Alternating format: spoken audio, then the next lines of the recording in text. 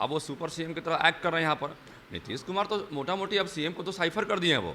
RJD के जो भी लोग हैं अब सीएम को साइफर मान रहे हैं। जैसे आपने देखा कि शिक्षा मंत्री के ओएसडी को ही रोक दिया वहाँ आने से।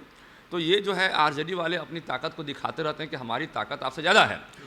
लेकिन मेरा कहना है कि जब आप अपनी ताकत को दिखा ही चुके हैं कि जदयू की ताकत आपके सामने कम है, जीरो के बराबर है, आपने लेकिन कई जगह और जदयू भी कई जगह दिखाती है कि हमारी ताकत ज़्यादा है। जैसे शिक्षा मंत्री वाले केस में जदयू ने दिखाया कि हमारी ताकत ज़्यादा है, आपके मंत्री का पावर कम है, के पाठक का ताकत ज़्यादा है वहाँ।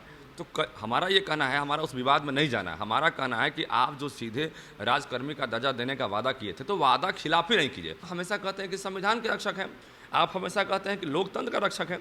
तो लोकतंत्र और संविधान की रक्षा करने वाले लोग क्या ऐसा करते हैं, अघोषित इमरजेंसी लगाते हैं?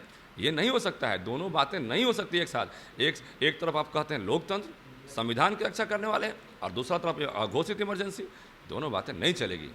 नमस्कार, मैं हूं देवांशु। आप देख रहे हैं न्यूज़ फाउंडेशन। बिहार शिक्षक भर्ती नियम में बदलाव किया गया है और बीजेपी जो है इस बदलाव का शुरू से ही मुखालफत कर रही है। इस वक्त हमारे साथ बात करने के लिए बीजेपी एमएलसी जीवन जी होंगे मौजूद हमारे साथ। आप लोग लगातार विरोध कर रहे हैं लेकिन सरकार अडिग है, फैसले को जो है वो वापस लेने को तैयार नहीं है। कई दफ़ा सड़क पर टीचर जो हैं उतर चुके हैं, लेकिन नीतीश कुमार ने यह तय कर लिया है कि जो नियम है, जो बदलाव किए गए हैं भर्ती में, वो तो होंगे ही। तो अब आगे का रास्ता जाता कहाँ है?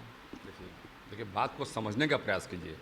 नीतीश कुमार माननीय मुख्यमंत्री जी ने हाउस में बयान दिया है कि हम शिक्षक प्रतिनिधियों से हम बात करेंगे। उनको बात करना चाहिए, उनको हमसे ही बात करना चाहिए, सारे शिक्षक प्रतिनिधियों से बात करना चाहिए। और जब वो बात करने के लिए बोले हैं तो हमें इस बात का इंतज़ार करना चाहिए। जब माननीय तेजस्वी जी ने ये वादा किया कि हम शिक्षकों को राजकर्मी का दर्जा देंगे, तो राजकर्मी का दर्जा देने का समय आ गया उनको। अब वो सुपर सीएम की तरह एक्ट कर रहे हैं यहाँ पर। नीतीश कुमार तो मोटा मोटी अब सीएम को तो साइफर कर दिए हैं वो। आरजेडी के जो भी लोग हैं अब सीएम को साइफर मान रहे हैं और सीएम खुद भी समझ रहे हैं कि हम साइफर हो चुके हैं मोटा मोटी। अब चूँकि जनता के बीच में बने रहना है, इसलिए जो है अपनी हनक को बरकरार रखना है, इसलिए वो लगातार कुछ चीज़ें करते रहते हैं। जैसे आपने देखा कि शिक्षा मंत्री के ओएसडी को ही रोक दिया वहाँ आने से। तो ये जो है आरजेडी वाले अपनी ताकत को दिखाते रहते हैं कि हमारी ताकत आपसे ज़्यादा है। लेकिन मेरा कहना है कि जब आप अपनी ताकत को दिखा ही चुके हैं कि जदयू की ताकत आपके सामने कम है, जीरो के बराबर है, आपने लेकिन कई जगह और जदयू भी कई जगह दिखाती है कि हमारी ताकत ज़्यादा है। जैसे शिक्षा मंत्री वाले केस में जदयू ने दिखाया कि हमारी ताकत ज़्यादा है, आपके मंत्री का पावर कम है, के पाठक का ताकत ज़्यादा है वहाँ। तो हमारा ये कहना है, हमारा उस विवाद में नहीं जाना है। हमारा कहना है कि आप जो सीधे राजकर्मी का दर्जा देने का वादा किए थे तो वादा खिलाफी नहीं कीजिए। जनता के सामने ये मैसेज नहीं जाए कि आप झूठ बोल के वोट लेने का काम किए हैं। और हम जनता के हित में हमेशा मांग करते रहेंगे। शिक्षकों के दिमाग में ये नहीं जाना चाहिए कि आपने राजकर्मी का जो दर्जा देने की बात की है और आज वादा खिलाफी कर रहे हैं। देखिए प्रधान सचिव और मंत्री के स्तर से ये बोला गया था स्टेट 19 के अभ्यर्थियों को, जो शिक्षक अभ्यर्थी टीटेट बीटेट सीटेट पास किए थे, उन लोगों को बताया गया था कि जो आप लोग का एग्ज़ाम का रिजल्ट आया है अब आप लोग को पोस्टिंग करेंगे। वहाँ भी नियुक्ति घोटाला हो गया, आपने देखा। हमारा कहना है कि जब वादा किए माननीय मुख्यमंत्री जी आप, तो उसको निभाना चाहिए। तो और नहीं निभाने के बाद आप एक नई बात करने लगते हैं। बीपीएससी की जब नियमावली लाई, उस नियमावली में बहुत खोट है, बहुत कमियां हैं। स्थानांतरण की पॉलिसी की बात करें, अब प्रीवियस जितने भी नियोजित शिक्षक थे यदि उसमें एग्जाम देते हैं तो उनके लिए अलग से प्रमोशन की क्या व्यवस्था है। आप एक तरह से कहते हैं कि जितने भी नियोजित लोग हैं वो भर दें फॉर्म। अरे भाई, तो 4-5 लोग नियोजित शिक्षक हैं, यदि सारे के सारे फॉर्म भर देंगे, आपकी वैकेंसी 1,70,000 के आसपास में है, तो सारे के सारे फॉर्म भर भी देंगे तो कितना सेलेक्ट हो जाएंगे? 1,70,000। और उसमें भी आपने ऐसा डोमिसाइल नीति ला दिया है कि पूरे हिंदुस्तान से आपको आदमी खोजना पड़ रहा है, पूरे भारत से आपको आदमी खोजना पड़ रहा है। ऐसा तो बयान ही नहीं देना चाहिए आपको कि बिहार में पढ़े लिखे लोग नहीं हैं। इससे हमारी बिहार की बेइज्जती हो रही है। 17 साल तो शासन में आप मुखिया थे ना, तो 17 साल मुखिया रहते हुए आप यदि ये कह रहे हैं कि बिहार में पढ़े लिखे नहीं हैं, आपके मंत्री का मतलब आपका बयान चल रहा है। तो माननीय मुख्यमंत्री यदि ये कहते हैं कि बिहार में पढ़े लिखे लोग कम हैं, तो हम आपको बताना चाहते हैं कि यूपीएससी टॉपर यहाँ पे शिक्षकों के बेटा बेटी हैं, तो वो कैसे आखिर टॉप कर रहे हैं? आईआईटी टॉपर यहाँ शिक्षकों के बेटा बेटी हैं। कई ऐसे बड़े बड़े संस्थान यहाँ पर हैं जहाँ शिक्षकों के बेटा बेटी ने टॉप करने का काम किया है। निश्चित रूप से इसका मतलब होता है कि उन लोगों ने पढ़ाई किया है और उसके बाद टॉप करने का काम किया है। हाँ, मतलब आप ये चाहते हैं कि सीएम नीतीश कुमार खुद जो है वो संवाद करें मतलब टीचरों से? जी बिल्कुल, उनको जो है राजकर्मी का दर्जा देना चाहिए और संवाद करना चाहिए, बिल्कुल करना चाहिए। और ये लॉलीपॉप नहीं देना चाहिए। ये लॉलीपॉप देने का जो काम चल रहा है सरकार का, और कि भाई ये करेंगे वो करेंगे, सीधे आप घोषणा कर दीजिए ना भाई, आप संवाद कीजिए, घोषणा कर दीजिए। हम लोग मांग कर रहे हैं लंबे समय से, घोषणा कीजिए आप। एक सवाल ये है कि आपको लगता है कि सीएम नीतीश कुमार संवाद करेंगे, जो शैली रही है उनकी काम करने की? देखिए, उनकी मजबूरी है। भारतीय जनता पार्टी ने कह दिया है कि आप नहीं संवाद करेंगे तो फिर जो है आप फिर से विरोध झेलने के लिए तैयार रहिए। तो ये माननीय मुख्यमंत्री जी की मजबूरी है, उनको संवाद करना पड़ेगा।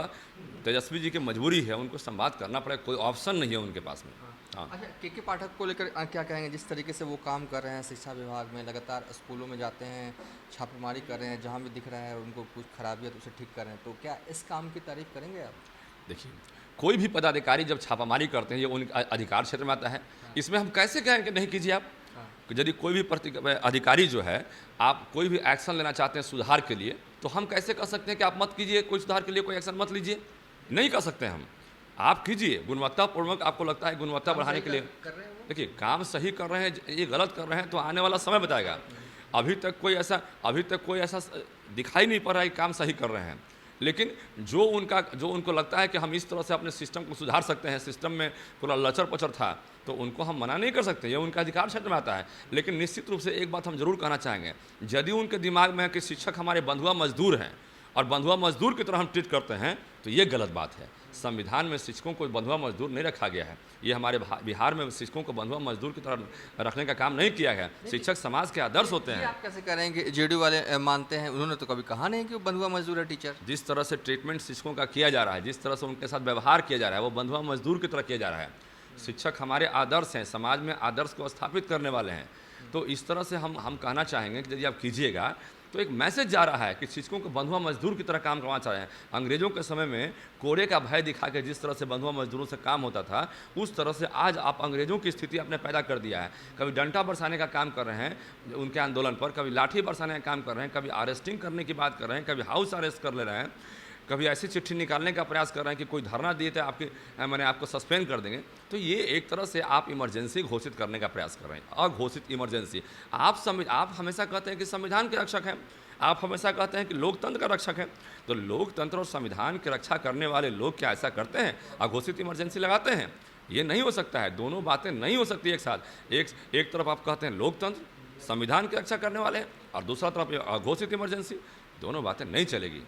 चलिए, थे बीजेपी के एमएलसी जीवन कुमार जी, जो कि गया जिले से ताल्लुक़ रखते हैं और लगातार टीचरों के मुद्दे जो है वो सदन से लेकर सड़क तक उठा रहे हैं, और इस बार ये कह रहे हैं कि जो बदलाव सीएम नीतीश कुमार कर रहे हैं शिक्षक भर्ती में, वो बदलाव नहीं होना चाहिए, और इसके लिए, इसे रोकने के लिए जीवन कुमार से जो कुछ भी बन पड़ेगा आगे भी ये करते रहेंगे, और आंदोलन भी अगर इन्हें करना पड़े तो करने से चुकेंगे नहीं। फिलहाल अभी तक के लिए इतना ही। आप देखते रहिए न्यूज़ फॉर नेशन।